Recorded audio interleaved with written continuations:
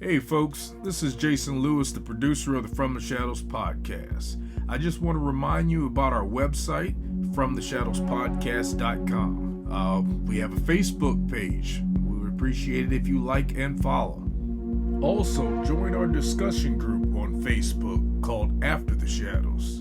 We have a Twitter feed. Please follow us on Twitter. It can be found with @podcast_from.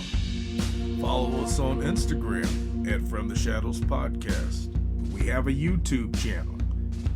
Go to the search bar at YouTube and put From the Shadows Podcast, and please subscribe to that channel. We are also on the Odyssey Radio Network, and we can be found there at odyssey1.com. We're still on the traditional podcatchers that everybody loves to listen to us on. We get a lot of feedback, so please rate the podcast and communicate with whether you're on Spotify, Stitcher, TuneIn, Apple Podcasts, Podbean, or Google Podcasts.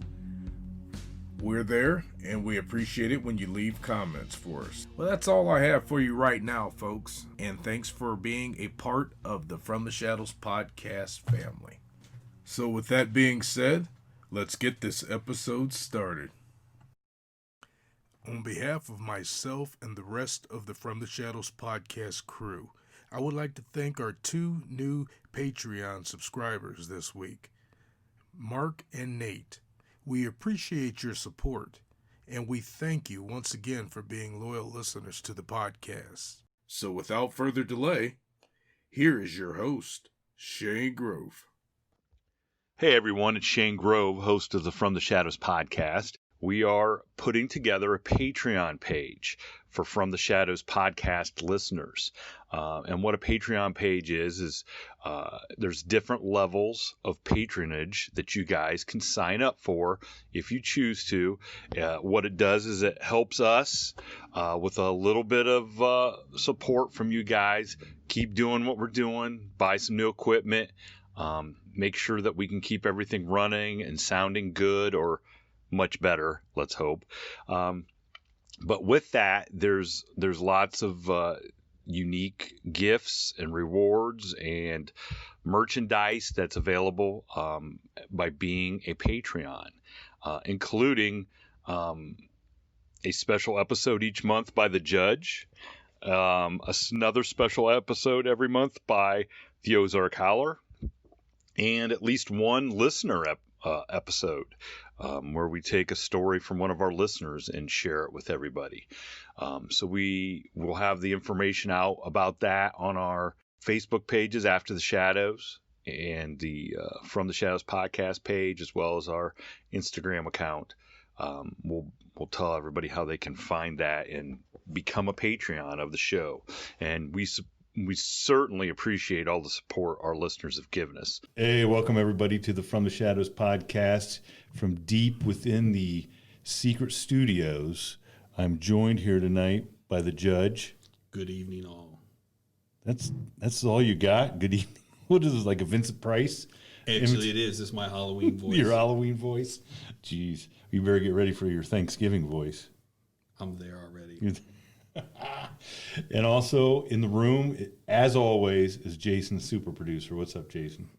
Doing good. Greetings, everybody. Oh, I like this new equipment that you got, Jason. You know, it's like, boom, like it's like there's a lot of gravitas. Yeah, it's like Barry White is sitting across the table. It really is. Plays way more sexy than Barry White. So we're kind of excited tonight. We have a fellow podcaster that I discovered from his appearance on Sasquatch Chronicles, and I think everybody's going to enjoy hearing some stories from him tonight. One, Mr. Bo Kennedy from the Bump Podcast. How you doing tonight, Bo? I'm doing great, man. Thanks for having me on. Hey, it's our pleasure. It's our pleasure. So why don't you tell our listeners how you how you got into podcasting? Sure, that'll be easy enough. I'm a teacher, so when COVID started, when it hit my area, it was mid-March, and I started working remote from home. I had a little bit of downtime, and I was already into podcasts. I love listening to them, and I had been waiting to be on the Confessionals podcast with Tony Merkel. I had all my hopes set. You know, I love that show. I had a big list of things I wanted to talk to Tony about, and I reached out. Didn't get much of a response. No offense to Tony by any stretch of the, you know, by any means.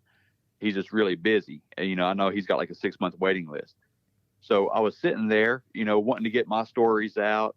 I love talking about this stuff. And I just decided, how about not, you know, why not just give it a shot myself? So I went ahead and got on the Anchor app and created my own podcast. And I used an old name that I used for a ghost hunting group that I had created when I was back in the Air Force. BUMP, which stands for the Believers of the Unexplained, Monsters, and Paranormal. And I just put some feelers out there to some of my buddies initially to see if they'd be interested in, you know, talking about spooky stuff. And, you know, I had 3 or 4 episodes right off the bat, and it just kind of went from there. It started growing. Well, I was sold when I saw the description of the podcast where it says a place for believers of the unexplained, monsters, and the paranormals to share ideas and encounters about all that goes bump in the night, which is exactly what we thought of when. Did he steal that from our description? Golly. But yeah, A portion of it he did. Oh, did I? No. But I want to point out that you know, Tony has a 6-month waiting list, and I think I texted you yesterday, Bo, to see if you could come. See if we can. No, but what I like so we're on a different level. But what I like about what Bo's doing is very similar to what we're doing, in that giving people a forum by which they can tell their stories, and that, you know, there's a huge amount of people out there thirsting for this type of information and stories and stuff like that. And it's great that Bo's out there giving that avenue for people to tell their stories and to listen to other people's stories. And how cool is it that you're a teacher? Like, I'd have loved to walk in the classroom back in the day and had my teachers, you know, hey, can we talk about Bigfoot? Can we talk about UFOs? Can we talk about ghosts? Oh, that would have been great. So how do your kids, like, do they know that you're doing this, and do they dig it? You know, some of them do. Some of them are on to me. You know, I don't really talk about it too much in class because I don't want to be. Well, first of all, what subject matter are you teaching? Okay, I teach a program in the state of West Virginia that we replaced the ROTC program. Oh. So I still keep a military aspect. You know, all the instructors in what I do, we're veterans. So we have a military theme that kind of goes throughout the lesson, but it's mainly life skills, some civics, you know, just how to be a decent human being type stuff and how to survive the real world. We practical have like education, what you're saying. Yeah, very much so. And the kids eat it up. You know, I don't know how things are out where you guys are at, but here in Southern West Virginia, there's a lot of drug issues, and there's a lot of kids without parents, or they're living with their grandparents, so they're not getting that mentorship that you naturally get coming up. So they really gravitate to this program. They love it, and it just feels good every day, man. That's awesome. Cool. Yeah, and I'm sure the judge can appreciate somebody doing that at the beginning, because you know you're seeing them at the end. Yes. Well, that's the one thing that we try to in my court is we find that, you know, I coined this phrase generational dysfunctionalism, and that is we're getting 18, 19, 20-year-old kids who come from dysfunctional families, whose parents came from dysfunctional families, whose parents came from dysfunctional families. So have generations of it. So we're trying to combat that. So kudos to you that you're out there trying to make an impact on young people to make good decisions, life skills, and stuff like that.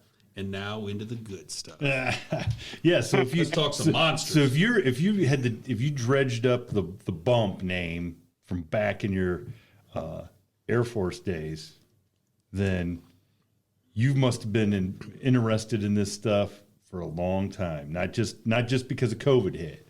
So where did your interest come from, and what are some of your experiences? Sure, man. Yeah, I'm from a weird family. You know what I mean? We've always Wait a second. Who here is not from a weird family? Okay.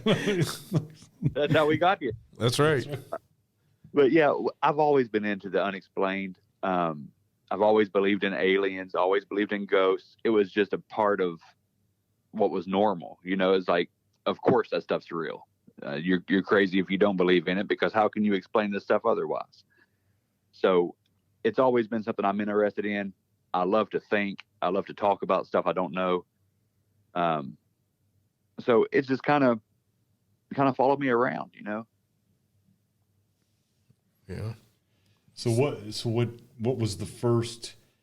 So when was the first time you experienced anything, or you got organized to start looking and trying to find something? Okay. I've experienced things growing up, just weird stuff, things kind of out of place, but I didn't start putting it together and wanting to learn about what's going on until about a month before I saw Ghost Hunters on TV. You know, it seems like every time I get an idea, within just a few weeks, somebody has my idea and they're making millions of dollars off of it. You know, That's always the way it works too. a story of my life, man. So it was early to mid 2000s. I decided I was going to, you know, since I'm already in Louisiana and that's about as spooky of a place as you could find, I decided I was going to get some of my, you know, my buddies together, and we're going to go out and just hit cemeteries and stuff and old abandoned buildings and just see if we could scare ourselves real good. Not much of anything came out of that, though. You know, I did a lot of looking around. Like there was one instance I was in a graveyard, and I'm calling to any spirits that might be out there, you know, the typical shtick. And I had my cousin with me, as a matter of fact. I had family visiting me down in Louisiana, and she was about 13 years old. And I had her, and I thought, I'm just going to scare her to death, you know. And when I'm out there and I'm calling on camera, I see a little light, like a little sparkle of light over top of one of these tombstones. And we go over there, and lo and behold, it was a 13-year-old girl, her grave. So it was little gee whiz stuff like that just kept the spark going, kept the interest going. And it kind of came to a head for me in 2010 on New Year's. I had a pretty scary experience that I still can't explain. When I went up to Michigan to see one of my buddies. If you don't mind, I'll go ahead and tell you about that, because I don't even know if I've shared this with anybody before on the show. No, that's even better. That Okay. You're trying out new material on us. This is vintage stuff. He's going, this is a maiden voyage for this story. Let's hear it. Yes, it is. And it's not anything that's going to like give you chill bumps or anything, but it is something that'll make you scratch your head maybe. New Year's 2010, I had just gotten out of the Air Force and I moved back home, and one of my best friends lives in Michigan, and he wanted me to come up and ring in New Year's with him. So of course I'd jump in my car and take off up there. And he's telling me that he's living in like a rented home. And he was telling me that, you know, he's hearing growling coming from the downstairs, that he's got lights flicking on and off and stuff. And I was thinking he's just trying to get me up there. You know, he just wants to see, you know, he just wants to see me spend some time. That's fine. But just in case, I took all my ghost hunting equipment, you know, the thermometer, you know, it reads the air temperatures. I took a little camera with night vision. I had a EMF detector, you know, so I go up there, and he doesn't really believe in any of this stuff, but it was freaking him out. So I go up there and do my thing. You know, I'm checking EMF in every room and get some activity off of one picture. It starts spiking. I take the picture off the wall. It's still spiking on the picture, but not on the wall anymore. Just weird stuff. And I decided we'll go downstairs and just check out what's down there, what's making this growling noise and stuff like that. So we get in there, and I do the dumbest thing I've done in a long time, and I was trying to get something to manifest. I was young and stupid, and we didn't want to say that, but that's okay. yeah. And I offered to whatever's in there to use my energy if it needs to, just to show itself.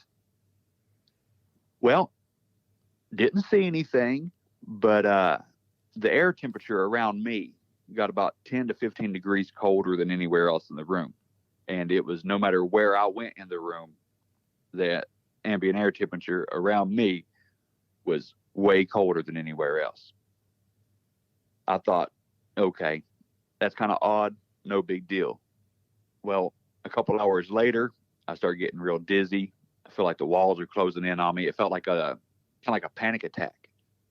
So I decided to go to bed, try to sleep it off, and woke up the next morning, and my blood pressure was through the roof, like 160 over 110. And I went down to I had him take me down to the clinic because my legs were shaky, the whole 9 yards, man. I was feeling bad. And being the healthcare system up there as it is, that they wouldn't see me unless I paid them money. I was a poor vet, just got out of the service, I didn't have no money. So we turned around and came back home.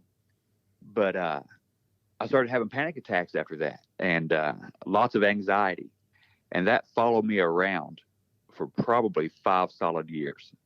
Now, I don't know if it was an oppression, if it was what exactly it was, but it wasn't until I got into a more spiritual being of self that I was able to shake that stuff off, man.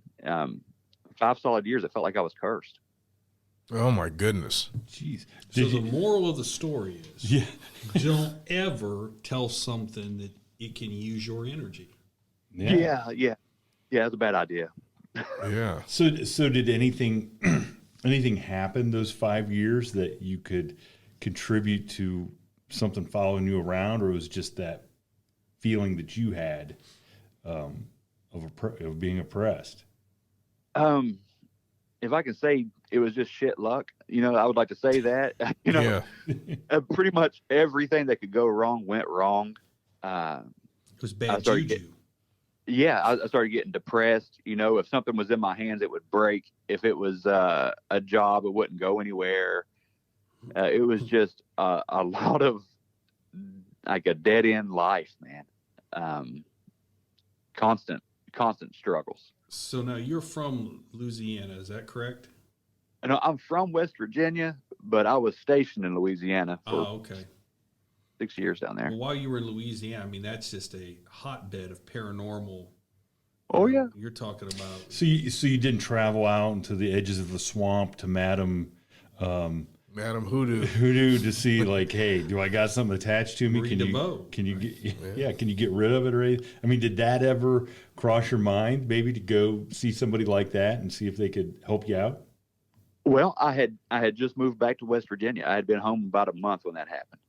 And that's 1,000 miles to Louisiana. So, but I did have an experience in Louisiana with a psychic. I know you guys are poking fun, but in 2009, it was my last month or so down there. I visited a psychic because, again, I went through a lot of hard times around this time frame, and I had just lost my grandmother, and I wanted answers. I wanted to see what was on the other side. I wanted to see, just whatever I could find out. So I went to this lady down in Shreveport, Louisiana, and I don't know if she's still there. I don't know the name of the shop, but I went in there and sat down with her, and she asked for my first name and my palm. So I turned my hand up to her, and she proceeded to tell me everything about myself. She told me that I was getting ready to move, which I was. I was heading back home. She told me that things that were to come, that I was going to meet my wife. She described my wife that I'm still married to today perfectly. She answered a lot of things, and then she ended with my grandmother. She said she wants you to know that she can hear you and that she loves you too. Well, that's a lot more freakier than Holy the whole, That is the whole something. energy story. I got to be honest with you. Oh yeah. Yeah. I had a similar experience in Louisiana myself. So Well, do tell. yeah. Well, I told Grover a little bit about it. It was right after my father had passed away, and I got stopped in a place. I was driving truck at the time. I got stopped, and I went in to get some food. And the older lady that was in there just came up to me and started talking to me as if she knew me. And she answered some questions about my dad, and everything that was going through my head at the time, without going into detail about it, she pretty much answered it. And there was no possible way she could have known who I was or anything about my family. I have no family in Louisiana whatsoever. It would have been interesting if you went back and looked at the security camera to see if she was even really there.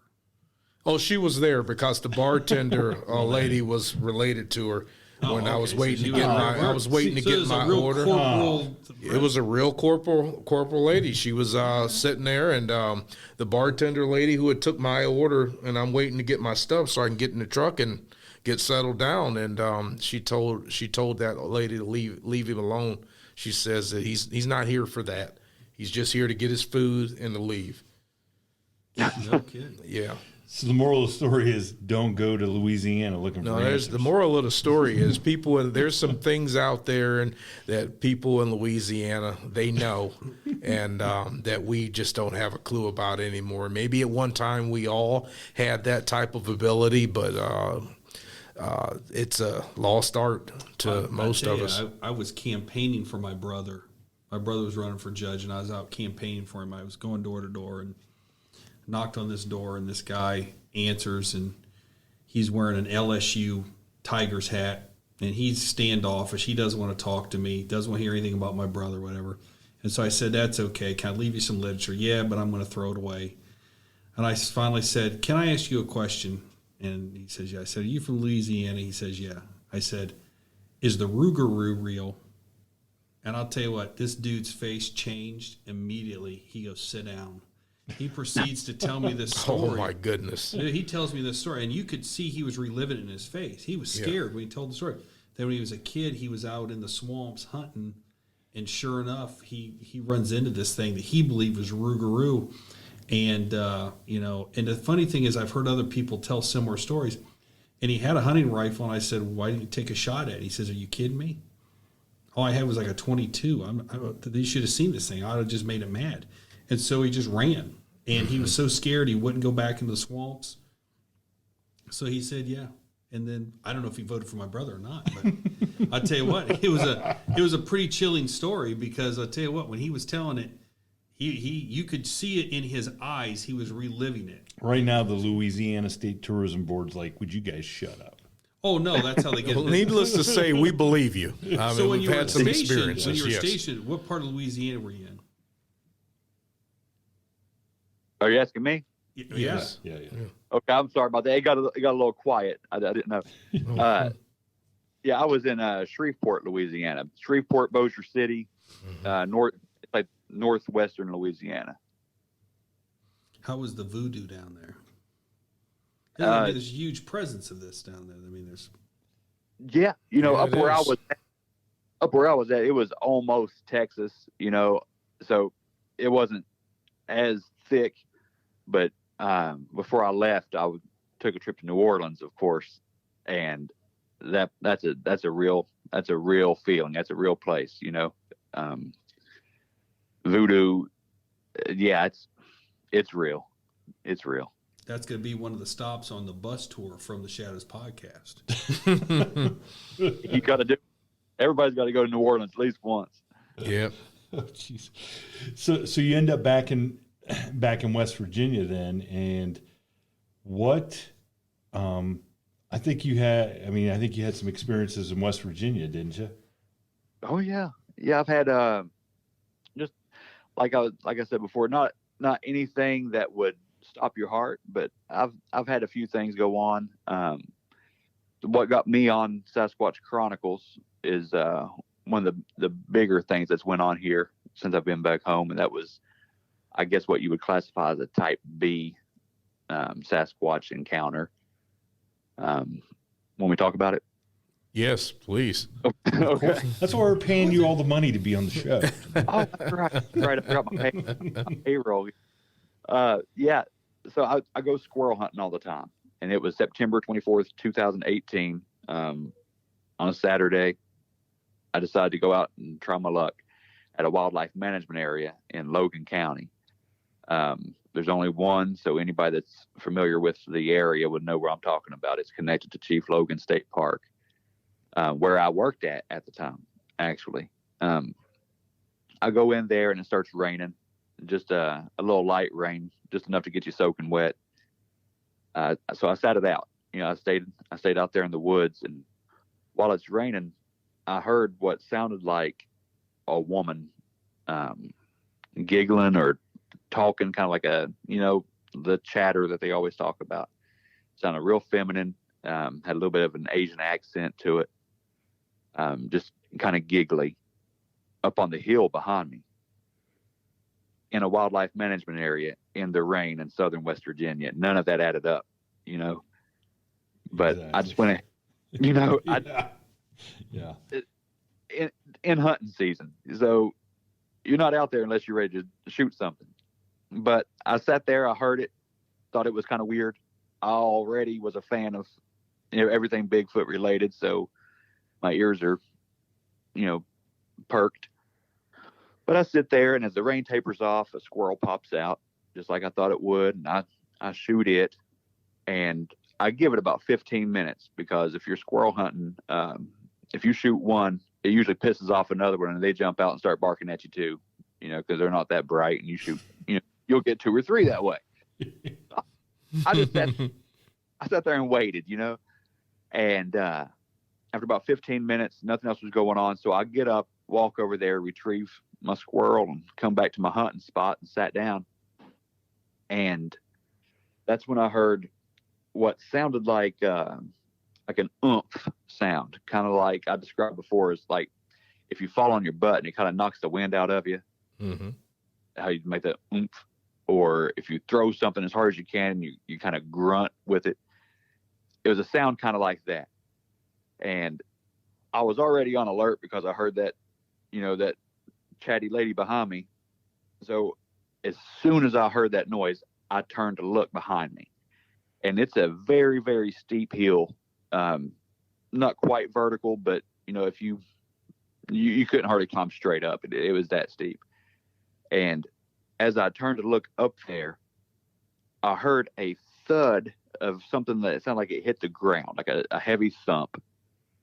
But what I saw was a tree branch about 4 or 5 feet long and about as big around as my wrist, helicoptering off of a tree down in my direction.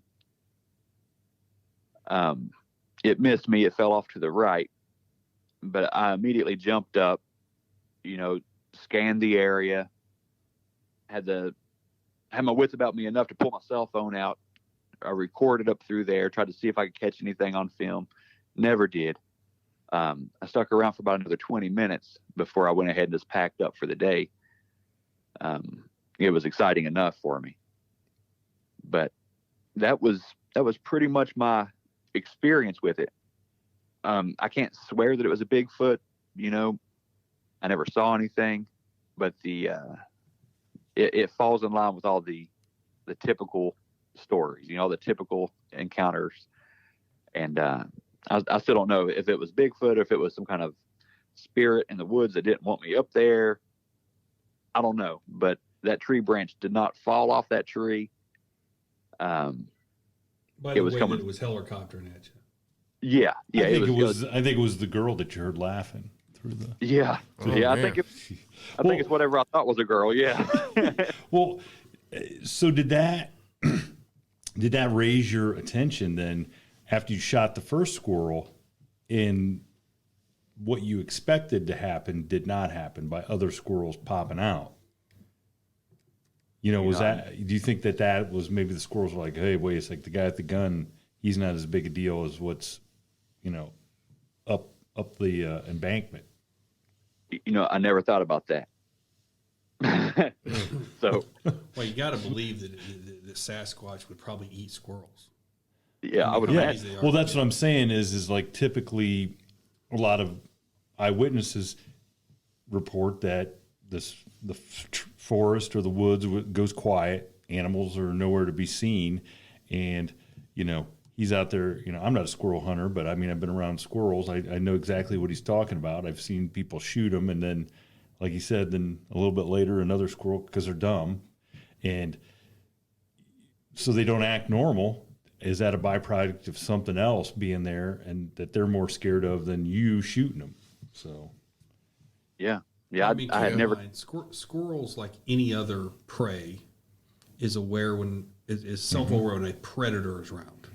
Now, they don't see us as predators because we don't normally smell like their meat.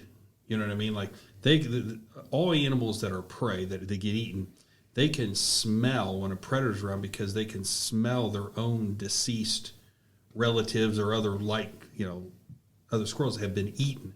And so you think if there's an apex predator that's walking around, they know there's an apex predator. They sense, they smell it, they go into hiding. That's obviously one theory. Yeah, that makes sense. Yeah. It makes sense to me.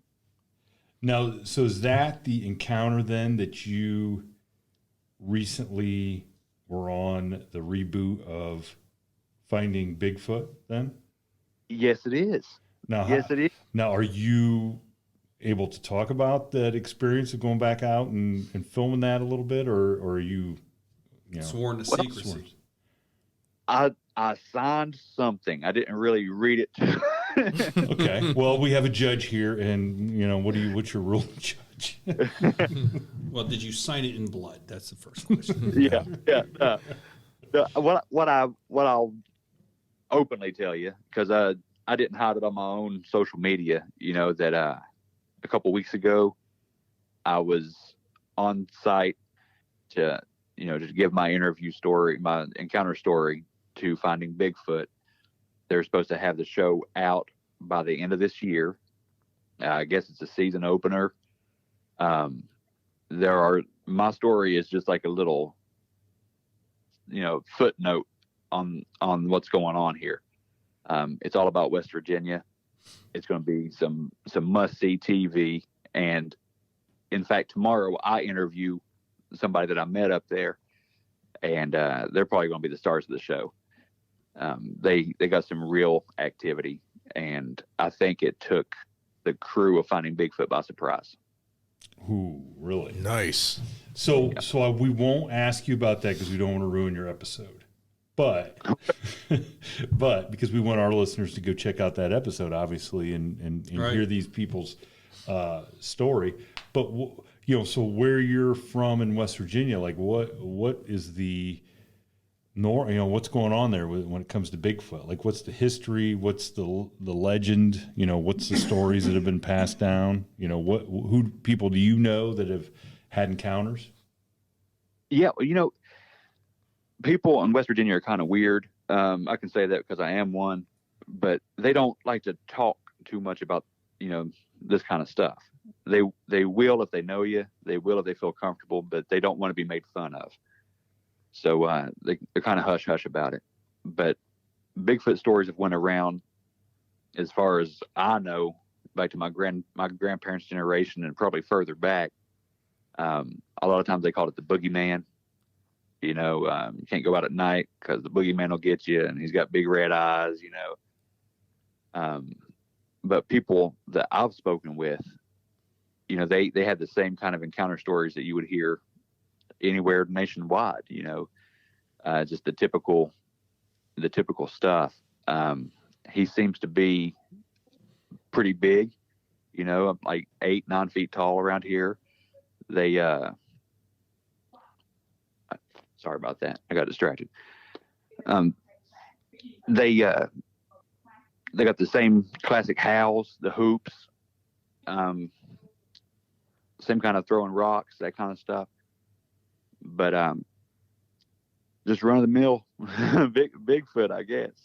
Would you say now West Virginia, and because West Virginia is a more rural state, although Ohio is pretty rural, would you say that I would say that In Ohio, if you stopped 100 people and asked them if they believed if Sasquatch was real, you get 50-50. 50 people would say, yeah, I think it's real. 50 people say, nah, I don't think it's real.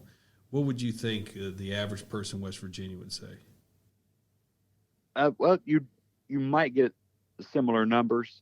I think you wouldn't get the truth all the time, maybe. Okay. I think more people believe than are willing to admit that they believe, if that makes any sense. Oh, absolutely.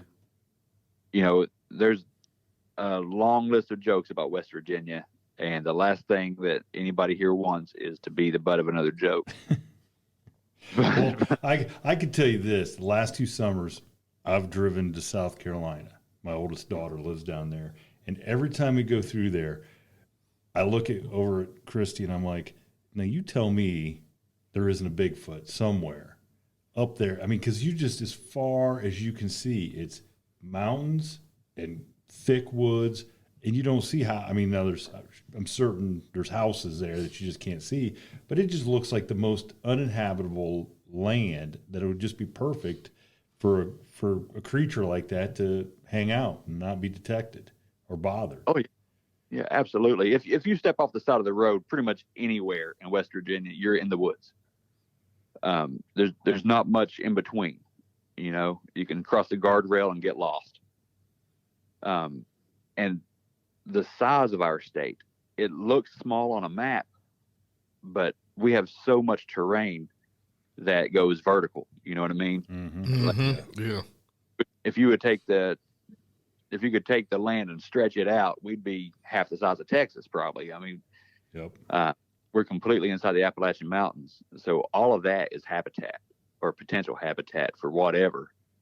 So yeah, there's tons of places to hide, and we have a population of like way less than 2 million people in the whole state, So yeah, there's plenty of room for some weirdness out here. Oh yeah, I agree with you. I mean, it's great hunting over there, and so I'm pretty sure there's probably Bigfoot or anything could be out there. Yeah. Do you have any stories of people going missing and just never coming back? I haven't heard anything like that. I wish that David Pilates would check it out, because I'm sure that there are some stories like that, but it seems like around here we have a decent tourism population coming through, but if you're local here, if you get lost, you just go downhill until you hit the river or the railroad tracks, and then you just keep walking until you find somebody's house. You know what I mean? I don't even need a map of West Virginia now. I just, just go downstream and you'll find somebody. Just keep going downstream. Burt Reynolds did that, though, didn't he? Yeah, Burt, after he squealed like a pig. So now, do you go out and do any Bigfooting or squatching, but on your own or with anybody else there? I don't currently, but I've had several people since I started this. Old friends came out of the woodwork, not knowing that I was into it, I guess, or they felt more comfortable to talk about it. So I got a couple guys that are itching to take me to some places that they have had activity or encounters, and I'm going to have to break down and go with them sometime. What's the bear population like there? Because I got to be honest with you, this whole squatching stuff in Ohio doesn't worry me. But West Virginia, I think it would worry me. Well, the bear population has really boomed over the last 30 years or so. In the 80s, you wouldn't see a bear. There might have been like 200 in the state that they knew of, but now we have a few thousand black bears. Southern West Virginia, down here where I'm at, yeah, it's getting to be pretty common for there to be black bears around, messing with your garbage or going after your deer feeders and stuff like that. But black bears are really not aggressive animals. Unless you get, like everybody knows, don't get between a mama and her cubs, or, it'll get ugly. But other than that, if you see a black bear, you're already doing something, because they usually will smell you before you ever see them, and you'll never know they were there. Well, they say a grizzly bear has a nose 250 times stronger than a bloodhound or something. Wow. Yeah. Yeah, no grizzlies here. God. Now these so-called buddies of yours that want to take you out squatching. What He said so-called. Well, yeah. I mean, look. Hey, look. There's a hungry lion over here. I want come on over. Let's hang out with. Now there's no lions. What? So what are their experience? I mean, what has it that they've experienced that piqued your interest enough that you're willing to go out and check out the places they've been? Well, one of them, his name is Tommy. He was on episode 20 that I did on my show. He has this area that he's been going to for 20 years that consistently has, the classic Bigfoot signs of the trees being ripped up by the roots and flipped upside down, or the X structures. And every time he goes up there, there's new trees that have fallen across his path. Even if he goes day after day, there'll be new trees to block his way up there. And he found, a ripped up tent and stuff like that up there before. Man, if you listen to it one piece at a time, I'm just thinking, okay, he's got an active imagination. But then this summer he went up there again and was on the trail and actually caught something looking at him through a little cave that was up there. He actually got to see some eyes shine, and it kind of shifted to one side of the cave opening and watched him. So that got me more interested in it. Jeez. Oh yeah, that would have got me too. Yeah. Jeez. Yeah. What? Wow. So did he just quietly walk away, or did he try to walk towards the cave and get a better look? Oh yeah, he got out of there. He had Finally, someone with sense. Yeah, I think he had a nephew with him or something. I think it was his nephew that he didn't want that boy to be around whatever it was. Nah.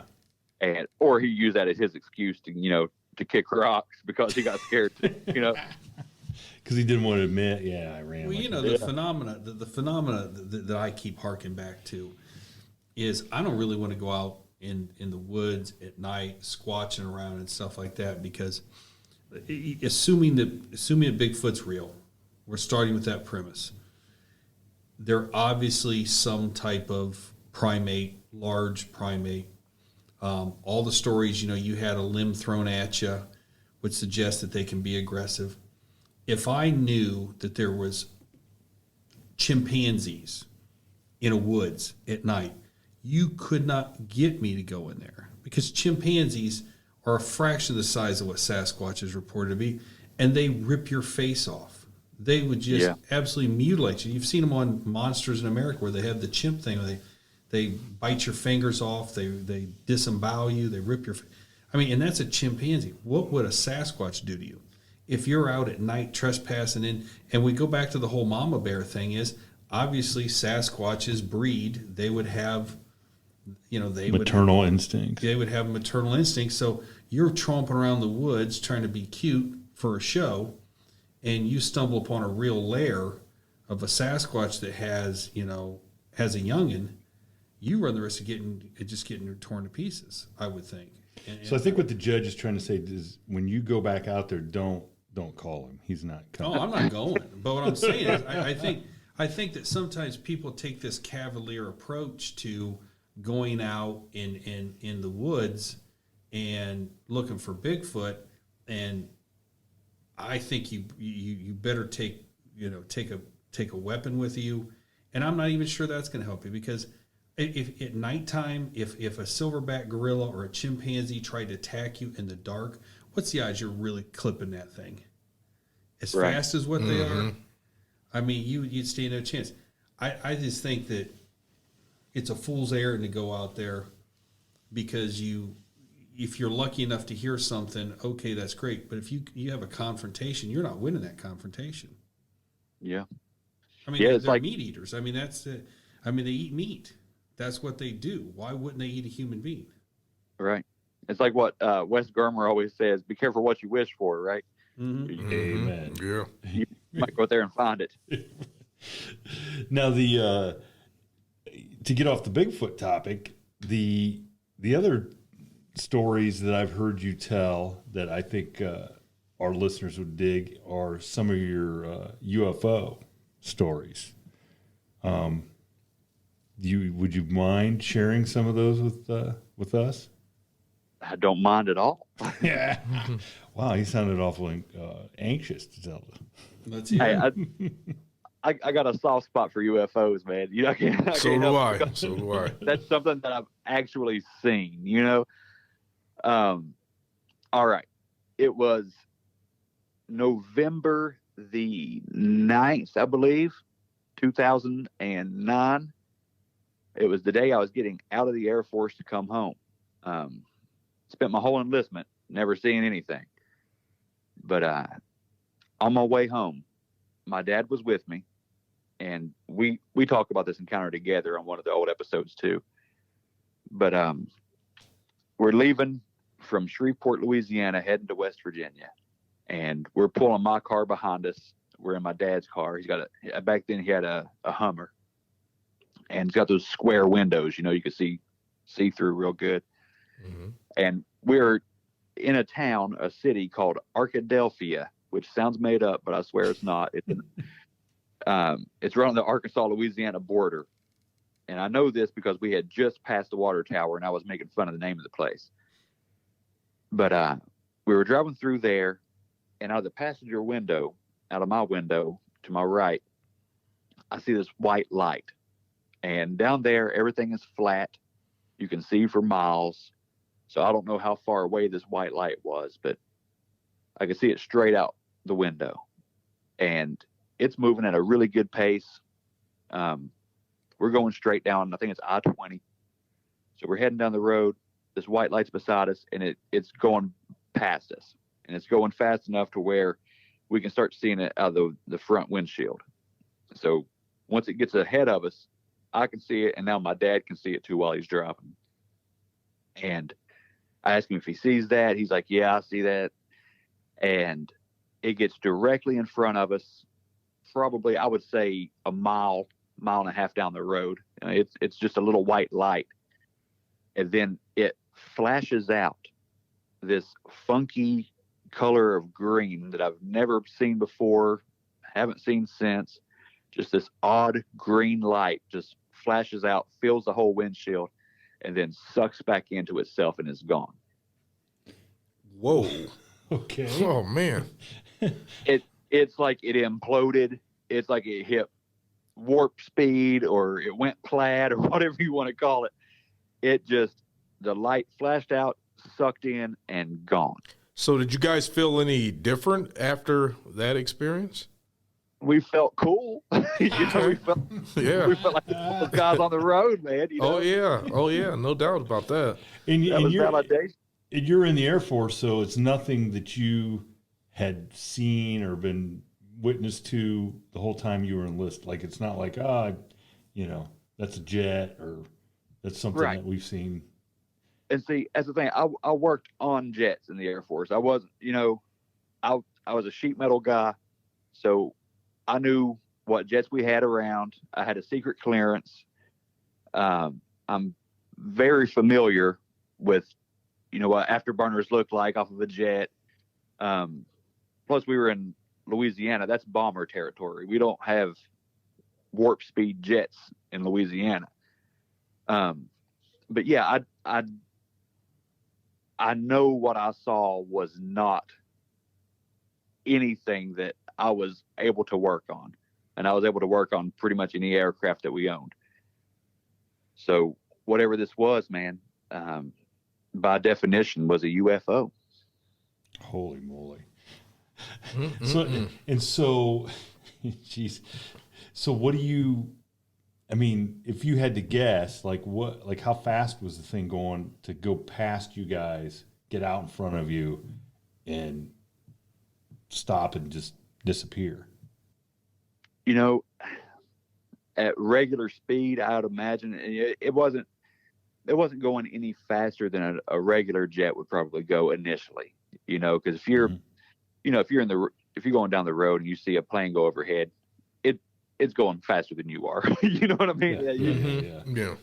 Get taken off. It's leaving you.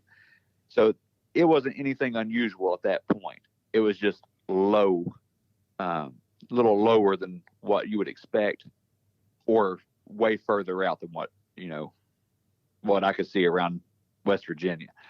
For it to be able to be seen through the passenger window on flat terrain, it either had to be really far away or pretty low to the ground.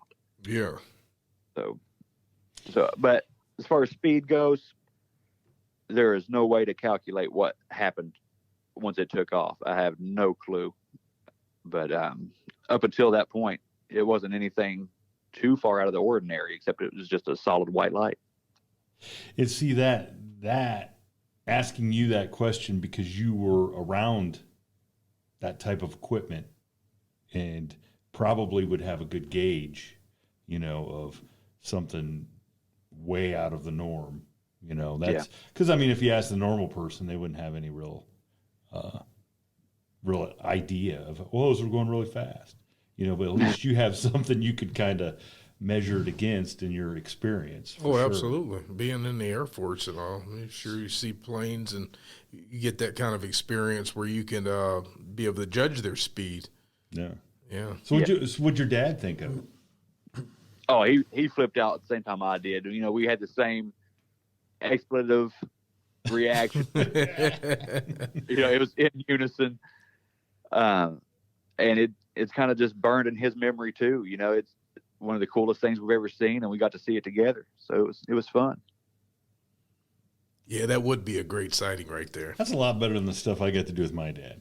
I gotta be honest. I think you discount the beatings and. Oh, well, you can only say that because he's no longer with us. True. But it is kind of one of those like Robert the Doll things. Ooh, my Robert the Doll. That we gotta ask Diamond Dave Grove if we can talk about. If we can talk about him. He's almost been gone 30 years. I think we're okay. Oh wow! I don't know. Has it been 30 years? It's close. It's getting close. Are you serious? Seems like yesterday, but it's been almost 30. Oh my gosh! So Bo, if because we want to have our listeners go check out your podcast. If you could only pick one episode for our listeners to go listen to, if that was the only episode they got to listen to, what one would you pick for them and why? Oh my gosh! Okay, I'm putting you on the spot. I'm not going to make any excuses. That's not fair, guys, because I got nobody's listening. It's okay. Give us your top three then. Oh, jeez. Hey, that's much better. Okay. Because I'm trying to cover. That's like saying which one of your children do you love? I can tell you right now. You want me to answer? Could. Okay. You could. All right, top three. I can do that. Okay. The biggest episode I have by far, as far as listeners go, was episode 5. It's called Terror in the Ozarks, and it was the one I hinted to Wes when he asked me this question, because at that time I didn't have half the episodes I have now. Terror in the Ozarks is about a guy that I've become friends with since this interview. His name's Dennis. He went on a hike with a few friends, training to go on a longer hike in like Alaska or something like that. So they hiked in 7 or 8 miles into the Ozark Mountains, and they camp out there, him and his hammock, and the others, they split off into a couple of tents, and a Bigfoot comes into camp, and it is absolutely terrifying, but this guy is very smart, and he has some theories that just stuck with me that I think, are worth listening to. I will concur. I did go listen to that episode because of your appearance and because of our other member, the Ozark Howler, who's not with us tonight, because that's where he's, because I'm trying to encourage him to go out and broaden his horizons after hearing that story. Don't say anything to spoil it, Shane. I have to go listen to that. This is one of that is, and Bo is totally right. That is one of the craziest experiences, Bigfoot, Sasquatch wise, I've ever heard. And the fact that that man is able to tell the story is even more impressive. because Yeah. Well, I'm gonna check it out. I can't. Don't say anything. Okay. I gotta check it out. Number 2. All right. Number 2 would be episode 16. It's called The Berkshire Encounters. And if you guys are familiar with Netflix and their reboot of Unsolved Mysteries, yeah. these are a couple of guests from the UFO abduction episode. Oh. Yes, I had Tom Warner on an older episode, and once I got him on there, it kind of led to a couple more people wanting to come forward and talk about what happened to them. And there's a lady on there, her name's Melanie Kirchdorfer, and she tells her story of what happened during that time and after. And my heart absolutely broke for this lady. She has had a life of terrible experiences with aliens, and I think it was really brave of her to come onto the show and talk about it. She had never been on anything other than that one episode on Netflix. She had never really shared her story before, and she was real apprehensive. But she came on and talked about it, and I think everybody needs to hear that. All right. Number Okay, 3. yeah, that sounds good too. Wow. All right. So that's a Bigfoot and a UFO, and the third one I will pick one of my more recent episodes, and it hasn't really fared that well as far as listeners go, but it's kind of new. It's episode 26. I think the reason why it hasn't done as well as some of my others is because it's not a Bigfoot story, and about 90% of my listeners came to me from Sasquatch Chronicles, Yeah, we know. Yeah, we yeah. know. Yeah, we understand that. Yeah, We they're diehard Bigfoot people. Yeah, Yes. we understand. Yeah. We understand. Yes, and we appreciate all the diehard Bigfoot people. We just hope that they are patient with our show and yours as well Absolutely. as we broaden their horizons. Mm-hmm. Very much so. I'm like, I freak out every week if it's not a Bigfoot episode now. I'm like, oh no, I'm not going to make them happy. But, they have Wes for that. Yes. Yeah. He'll be their rock steady, and I'll be here for their fringe stuff, and Yeah, exactly. but it's episode 26. It's called Demon in the Bedroom. And as far as scary goes, this is the episode that gave me chills consistently. It's giving me chills again now. It's super scary. If you believe in any of this stuff, if you believe in demons, if you believe in that spiritual side of anything, Yes. then this episode, man, it is it's a tough one. It gets a lot harder when your guests start to cry on the show. And it was one of those episodes, where he kind of broke down for a minute. Yeah. Wow. Wow. That's So amazing. those sound, and having listened to the one, I strongly urge all our listeners, go check out the Bump podcast and check out those episodes. Check out all the episodes. Because what I think I like about listening to your show is your laid back style of, kind of talking to the guest, and because we all do this differently, we all do this. Yeah. Wes does his one way, Tony does his one way, we do ours, you do. And that's the best thing about it. We don't want to all be the same. We don't, Right. like you said, we don't want to all talk about Bigfoot all the time. There's a lot of other things that go bump in the night for sure. Yeah, Bigfoot's just one of them. Bigfoot's just one of them. But no, that's Jason's like itching to go listen to these episodes, right? I can tell, Yeah, I right? can't wait. Awesome. Well, Yes. But hey, tell all of our listeners how they can, where they can find your stuff. If you got a website, anything else that you want to have them go check out, and give them the lowdown. all right. Thank you very much. I'd love to go ahead and get this all out there. My website, thebumppodcast.com, Teespring and Redbubble. I have merchandise available on both of those. I'm trying to see which ones are going to take off, which ones aren't. But you can just look up the Bump Podcast on either of those. If you're having a hard time finding it, you can find my social media, which will lead you to that. I'm on Facebook, Twitter, Parler, Instagram. All of it is the Bump Podcast. Am I leaving anything out? I don't think so.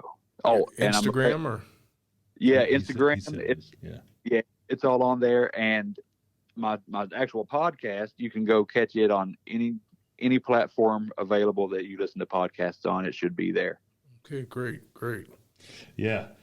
Well, Bo, I mean, we were glad that you joined us tonight. I mean, this was, I think a nice little episode talking about your experiences. And the big thing is we want to get people to go check you out and listen to not just those 3 episodes you talked about, but all of them. Yeah, listen to your whole catalog. Yeah. You've been a killer guest, man. Yeah, no it's kidding. been great. No kidding. Hey, I appreciate it. I felt like I was in good company here. So. And if you listen, the judge might not want to go Bigfooting with you, Nope. I will. but Jason will. Yes. Jason will. I tell you what, Jason, I'm gonna go get a chimpanzee and put it out in Sears Woods. No, we're not fine. going to mess with no chimps. You I will know how find- dangerous those things can Hey, you be. don't think Sasquatch is? Well, you see, he's 100 times bigger. But you see, we'll be a professional when we go to deal with Sasquatch. We're not going to try to corner him.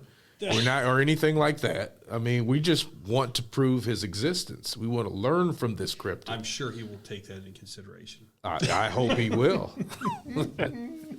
Say we're from the Bump Podcast and the From the Shadows Podcast. That will Listen probably up. save your life. It's like Wonder Twins. Like Yeah. that? Okay. There you go. Yeah, that'll do it. Okay. Hey, Before this takes an even further left turn. But Bo, thanks for joining us tonight. And yes, everybody go check out the Bump Podcast and let us know what you think. Let Bo know what you think, and I'm sure he'll appreciate it. Yes, thank you very much, guys. Yep. Thank you. Appreciate you coming on. Thank you for tuning in to this week's episode of the From the Shadows podcast. Until next time, never shy away from the darkness or what may be lurking in the shadows. We are out.